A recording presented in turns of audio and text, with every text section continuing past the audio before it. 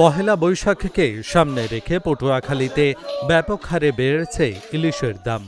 দেশের বৃহৎ মৎস্য অবতরণ কেন্দ্র মহিপুর ও আলিপুরের পাইকারি বাজারে সীমিত পরিসরে ছোট ও মাঝারি সাইজের ইলিশের দেখা মিললেও বড় সাইজের ইলিশ অনেকটা দুষ্প্রাপ্য হয়ে উঠেছে।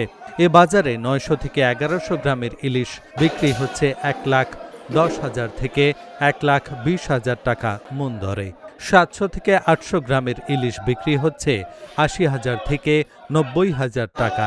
৪০০ থেকে ৬০০ গ্রামের ইলিশ বিক্রি হচ্ছে ৬০,০০০ থেকে ৭০,০০০ টাকা এবং ছোট সাইজের জাটকা ইলিশ বিক্রি হচ্ছে ৩০,০০০ থেকে ৩৫,০০০ টাকা মণ দরে।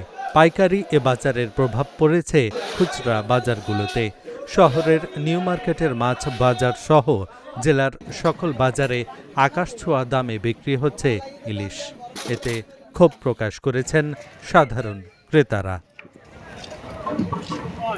আমাদের সাগরে বর্তমানে মাছের খুব ক্রাইসিস, মাছ নাই বললেই চলে এবং সামনে ৫৮ দিন অবরোধ সামনে, এজন্য মাছ নাই। আবার সামনে আমাদের পহেলা বৈশাখ আসতেছে, এজন্য মাছের খুব চড়া দাম যাইতেছে বাজারে। অনেক মাছ সংকট, যে পরিমাণ মাছ লাগে ওই পরিমাণ মাছ মার্কেটে নাই, এজন্য খুব মাছের চড়া দাম যাইতেছে। ইলিশ মাছ কিনতে পারি না, ইলিশ মাছের অনেক দাম, চড়া দাম, এই জন্য ইলিশ মাছ আমরা ক্রয় করতে পারি নাই। বাজা মাছ ক্রয় করছি, তাও দাম বৃদ্ধির কারণে মাছ জেলেরা সাগরে যাইতে পারে না, তেলের সংকটের কারণে এই জন্য মাছের দামটা বৃদ্ধি হচ্ছে। এই জন্য আমরা কিনতে পারতে আছি না, যারা খুচরো পাইকার আছি। ঠিক আছে, এখন অনেক দাম বৃদ্ধি। আগের চেয়ে যে মাছটা ৫ থেকে ৭,০০০ টাকা কিনতাম, এই মাছটা ৮ থেকে ১০,০০০ টাকা দাম চলতে আছে এখন বর্তমানে।